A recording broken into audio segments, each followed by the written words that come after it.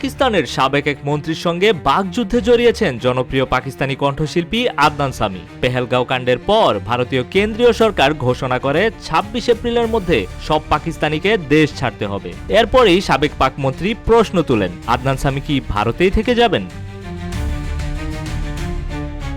জন্মগতভাবে পাকিস্তানের মানুষ হলেও আদনান সামি ২০১৫ সালে ভারতের নাগরিকত্ব পেয়েছেন।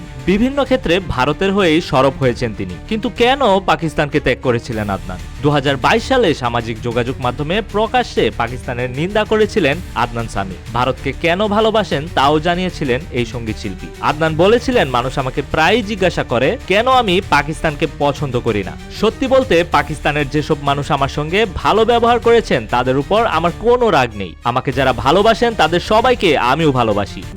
RICL TMX, যুগের পর যুগ স্থাপনা থাকে মজবুত।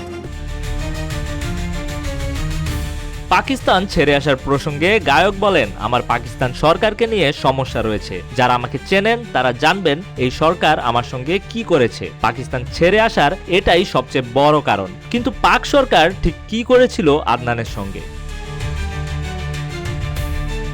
সে প্রসঙ্গে আদনান বলেন, একদিন আমি সব ফাঁস করে দেব, জানিয়ে দেব ওরা আমার সঙ্গে কি কি করেছে। তিনি আরও বলেন, অধিকাংশ মানুষই তা জানে না। সাধারণ মানুষ শুনলে নিশ্চিত চমকে যাবে। বহু বছর আমি নীরব থেকেছি, কিন্তু সঠিক সময়ে আমি সত্যিটা বলে দেব।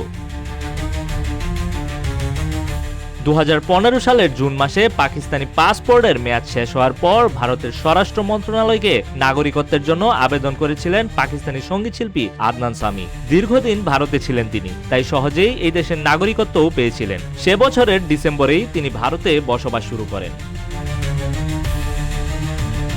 ডেস্ক রিপোর্ট, রূপালী বাংলাদেশ।